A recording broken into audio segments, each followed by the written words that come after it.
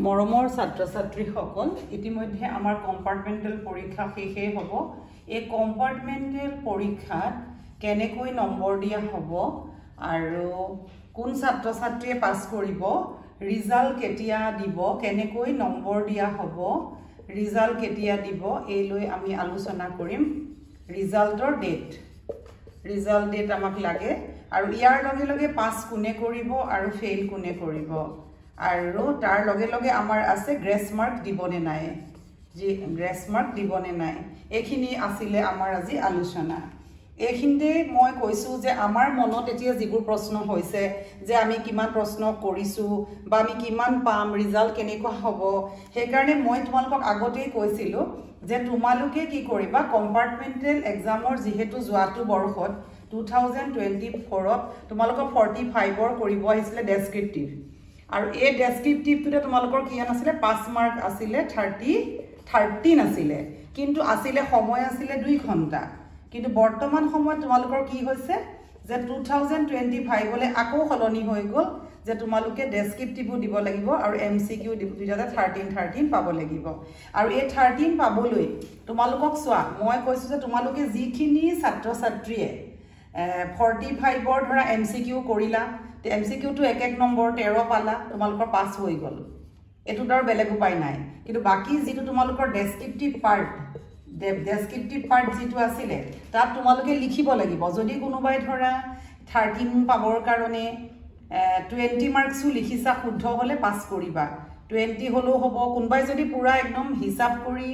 বা তোমালোকে লিখিছা কাৰ ধৰা সায়েন্সৰ গুটা নম্বৰ যে তোমালোকে 15 এ কৰিছা 15 এ পাব পাৰা আৰু তোমালোকক এটো সুবিধা কিয় দিছে যে ছাত্ৰ ছাত্ৰীখিনিয়ে পাস কৰি যাও পঢ়িবলৈ কাৰণে দিছে ইয়াত বেয়া ভালৰ কোনো কথা নাই সকলো পাস কৰা ছাত্ৰ ছাত্ৰী যে পঢ়াত বেয়া হেতু কেতিয়াও কথা নহয় এটা তোমালোকৰ 4টা সাবজেক্ট জুনে 4টা সাবজেক্টৰ ভিতৰত ম্যাথছ আৰু ইংলিশ আৰু এছএ সোশিয়াল সায়েন্স আৰু জেনাৰেল সায়েন্স দিছা ইহতৰটো 13+13 আগৰ এসেসমেন্টৰ 10 মাৰ্ক থাকিব আৰু এমআইএল আমাৰ যেটো আসামিজ পৰীক্ষা দিছা আসামিজত 100 আৰু হিন্দীত 100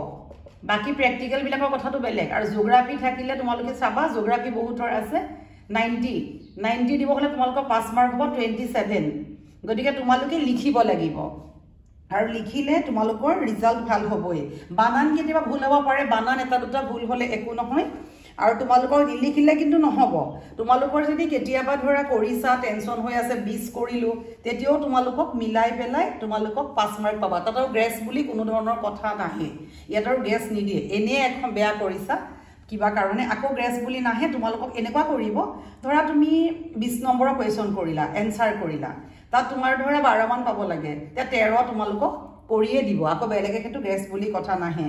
গতিকে তোমালোকে মুঠতে যদি লিখিছা ডেসক্ৰিপটিভত আৰু এমসিকিউ যদি শুদ্ধ কৰিছা পাস কৰিবাই আৰু তোমালোকৰ এই ৰিজাল্টটো অতি সোনকালে তোমালোকৰ পাবহি তোমালোকৰ ৰিজাল্ট দিব কেতিয়া জানানে তোমালোকৰ ৰিজাল্ট দিব 15-20 দিনৰ ভিতৰত তোমালোকৰ 1 জুনৰ পৰা 20 জুনৰ ভিতৰত 1 জুনৰ পৰা 20 জুনৰ ভিতৰত তোমালোকৰ ৰিজাল্ট দিয়া হৈ যাব পৰীক্ষা শেষ হোৱাৰ পিছতে এইখিনিৰ ভিতৰত তোমালোকৰ ৰিজাল্ট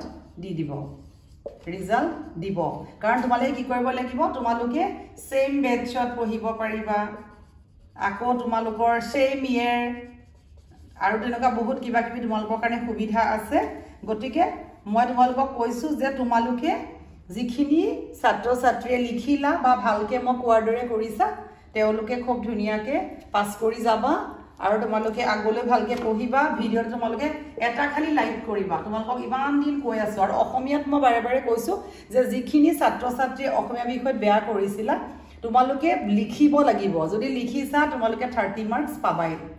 ইয়াতৰ গেছৰ কথা নাই 30 মাৰ্কস পাবা যদি তোমালোকে 40 মাৰ্কসৰ কোৱেশ্চন কৰিলো 30 মাৰ্কস পাবা দেই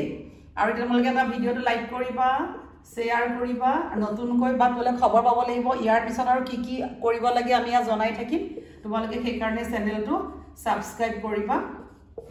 আৰু কিবা থাকিলে কমেন্ট কৰি সুধিবা থ্যাংক ইউ